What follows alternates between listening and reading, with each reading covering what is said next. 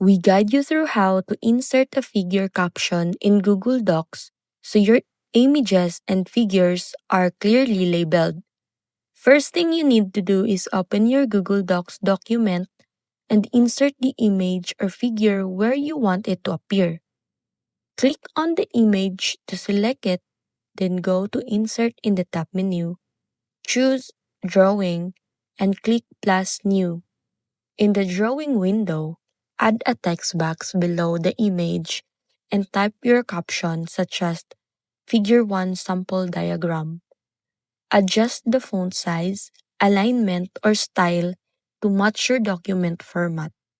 Once done, click Save and Close, and the image with its caption will be inserted into your document as one object.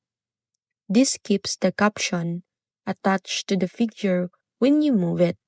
Using captions make your document look more professional and helps readers easily identify and reference figures.